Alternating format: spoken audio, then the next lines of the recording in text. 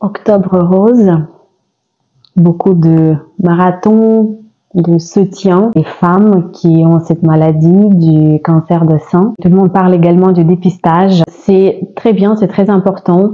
Moi, je suis passée par là et je suis contente d'être remise. Le message que je voudrais te transmettre aujourd'hui, selon ma propre expérience, c'est que tous ces dépistages, et même si le cancer a été traité, c'est très bien et la médecine est excellente en France, mais à mon sens, c'est trop tard. On n'est pas obligé d'arriver à ça.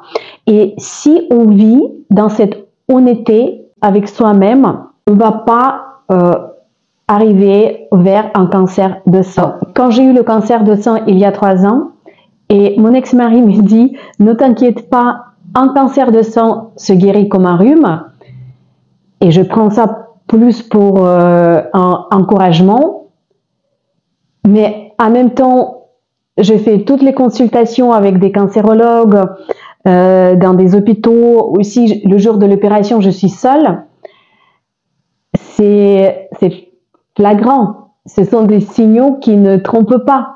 Mais pourtant, je vivais ça et je considérais que c'était normal. Mon message pour toi, c'est de te poser ces questions tout le temps et en restant honnête. Avec qui je vis? Comment je vis?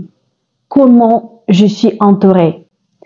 Et apparemment, mon entourage n'était pas celui qui était bon pour moi. Et quand c'est comme ça, soit on change quelque chose dans notre vie soi-même, soit c'est la maladie qui change, qui nous oblige de se transformer, de se poser ces questions.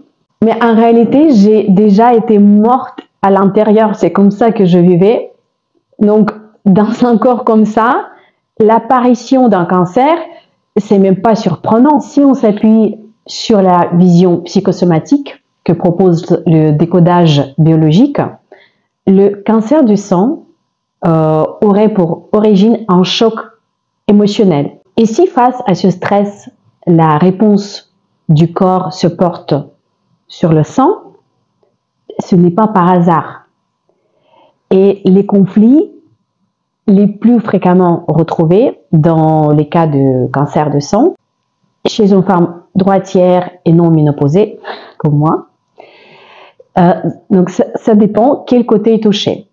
S'il s'agit du sang gauche, donc ça correspond à des conflits familiaux avec des enfants, avec la mère.